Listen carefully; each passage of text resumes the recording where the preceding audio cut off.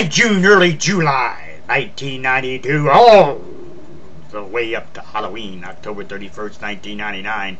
We can only be talking about Doco's Family Restaurant. Years go by, but the memory stays,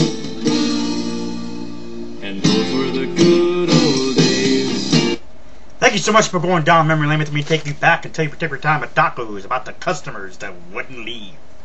Customers that wouldn't leave, that would be Shirley and Philip, a heavy-set couple, Shirley and Philip. I'm not quite sure if they were actually brother and sister, or mother and son, or boyfriend, girlfriend, or whatever they were. Nonetheless, they would not leave. Philip and Shirley, they were okay. I chatted with them a couple of times. They were okay. They were okay to talk to, but they would just come in at like 6, 7 o'clock in the evening and stay all the way up to like 7 o'clock in the that following morning. And all they do was drink coffee. Now, every now and again they would order something, but 90% of the time they would drink coffee, and that's all they did. They just basically stayed there, and that's it. Diane and Barney Wanacre come in as well. Barney Wanacre and Diane Wanacre, well, we used to call them the Whiteacres, if you will. Diana Wanacre and her daughters, they were the size of a number 10 washtub people. They were huge. Huge. Their legs were about that big around, man, the size of a freaking tree trunk, you know what I'm saying? Nonetheless, Diane and Barney Wanacre, they would come in and they would eat.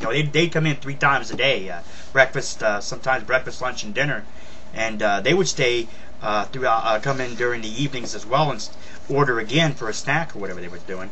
Barney was an average guy. Barney wasn't a huge, size number 10 washtub like his wife Diana or their daughters, if you will. But like I said, she could definitely put the food away. There's no less. They were there like 3 or 4 times, and that sometimes they'd stay the whole time, but they at least ordered food at one point. Philip and Shirley got kicked out of Doco's. Mark had come in one time from drinking with Jimmy and the boys over at the Penguin Lounge there in North Canton, and Mark had come in, and Philip liked to, if the waitresses did not fill up their coffee cups, Philip went over to the center island there, grabbed the coffee pot, and went around and filled up his and Shirley's cup and everything. And Mark saw him do it one time. Mark was just about hung over a little bit. Mark goes, "Hey, you fucking goop! What are you doing?" Well, waitresses weren't getting us any coffee, so I thought I'd get it for myself. "Hey, you're not allowed to do that. That's it. I've had enough of you. Hit it. You guys get the hell out of here. You're not allowed here anymore. Hit it. I don't even want to see you no more." Nonetheless, they left, and they never did come back in. And after Doco's, from that then on till Doco's closed, and that was over like a year and a half or more, that they just basically did not come back in because they were thrown out of there. Like I said, we're talking to customers that wouldn't leave.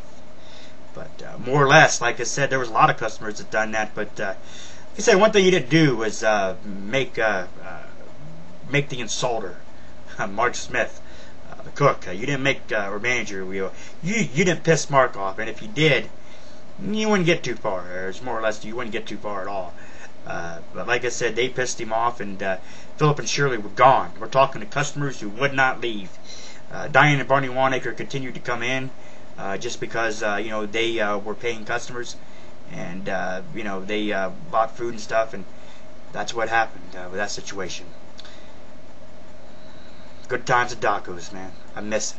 Thank you so much for going down memory lane with me. I'll catch you next time.